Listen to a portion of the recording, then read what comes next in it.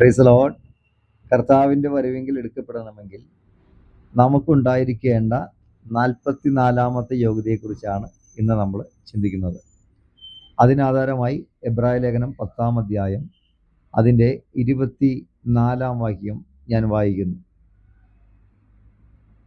ചിലർ ചെയ്യുന്നത് പോലെ നമ്മുടെ സഭായോഗങ്ങളെ ഉപേക്ഷിക്കാതെ തമ്മിൽ പ്രബോധിപ്പിച്ചും കൊണ്ട് സ്നേഹത്തിനും സൽപ്രവർത്തികൾക്കും ഉത്സാഹം വർദ്ധിപ്പിപ്പാൻ അന്യോന്യം സൂക്ഷിച്ചു കൊള്ളുക. നാൾ സമീപിക്കുന്നു എന്ന് കാണുന്തോറും അത് അധികമായി ചെയ്യേണ്ടതാകുന്നു.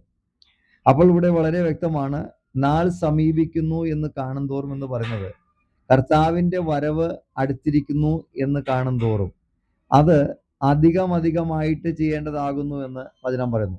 അപ്പോൾ കർത്താവിൻ്റെ വരവെങ്കിൽ എടുക്കപ്പെടണമെങ്കിൽ നമുക്ക് 44ാമതായിട്ട് ഉണ്ടാകേണ്ടത് എന്ത് ചെയ്യണം? അവസാനത്തോളം ഒരുപോലെ നമ്മുടെ ഉത്സാഹം വർദ്ധിക്കണം. ഇന്ന് ഉത്സാഹം നഷ്ടപ്പെട്ടുകൊണ്ടിരിക്കുകയാണ്. അല്ല, ഏത് കാര്യത്തിലും ഉത്സാഹം നഷ്ടപ്പെട്ടവരായി, ദൈവസ്നേഹം നഷ്ടപ്പെട്ടവരായി മുന്നോട്ട് പോകുകയാണ്.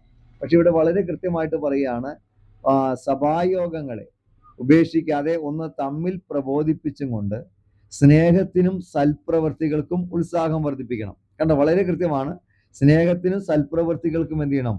ഉത്സാഹം വർദ്ധിപ്പിക്കണമെന്ന് ദൈവത്തിന്റെ വചനം പറയുക.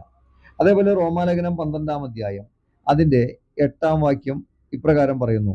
റോമാലേഖനം 12:8 ആ വാക്യം ഇങ്ങനെയാണ് പറയുന്നത്: പ്രബോധനത്തിൽ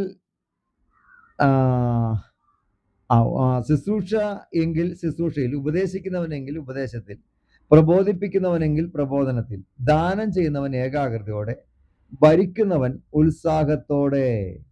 അപ്പോൾ ദൈവിക ശുശ്രൂഷ ചെയ്യുന്നവർ ഉത്സാഹത്തോടെ ചെയ്യണമെന്നാണ് ദൈവത്തിന്റെ വചനം പറയുന്നത്. എന്നിട്ട് അതിൻ്റെ 11-ാം വാക്യം ഇങ്ങനെ പറയുന്നു: ഉത്സാഹത്തിൽ മടുപ്പില്ലാതെ ആത്മാവിൽ എരിവുള്ളവരായി കർത്താവിനെ സേവിക്കണം. അപ്പോൾ ഇവിടെ വളരെ കൃത്യമാണ്, ഉത്സാഹത്തിൽ എന്ത് പറയരുത്? മടുപ്പില്ലാതെ ആത്മാവിൽ എരിവുള്ളവരായിട്ട് കർത്താവിനെ സേവിക്കണം. അപ്പോൾ നമ്മുടെ ഉത്സാഹം, അല്ലേ, നമുക്കറിയാം, രക്ഷിക്കപ്പെട്ടു വരുമ്പോൾ നല്ല ഉത്സാഹമായിരുന്നു പ്രാർത്ഥിക്കുവാനും, ബൈബിൾ വായിക്കുവാനും, പ്രാർത്ഥനയ്ക്ക് പോകുവാനും, ട്രാക്ട് കൊടുക്കാനും, അതേപോലെ പരസ്യങ്ങൾ നടത്തുവാനും എന്ന് വേണ്ട ഓരോ വീടുകളിൽ ചെന്ന് അവർക്ക് വേണ്ടി പ്രാർത്ഥിക്കാനും, അവരുടെ കഷ്ടതയിൽ അവരോട് കൂടെ ഇരുന്ന് പ്രാർത്ഥിപ്പാനും ഒക്കെ വളരെ ഉത്സാഹമായിരുന്നു എല്ലാവർക്കും. പക്ഷേ ഈ അവസാന നാളിലേക്ക് എത്തിച്ചേരുമ്പം ദൈവജനത്തിന്റെ ഉത്സാഹം നഷ്ടപ്പെട്ടു പോയി, ദൈവസ്നേഹം നഷ്ടപ്പെട്ടു പോയി, വിശ്വാസം നഷ്ടപ്പെട്ടു പോയി, ദൈവകൃപ നഷ്ടപ്പെട്ടു പോയി. അതുകൊണ്ട് എല്ലാവരും തണുത്തുറഞ്ഞ് പഴയതായ കാര്യങ്ങളൊക്കെ മറന്നുകൊണ്ട് ദൈവസ്നേഹം നഷ്ടപ്പെട്ട് ഇപ്പോൾ മുന്നോട്ട് പോകുകയാണ്.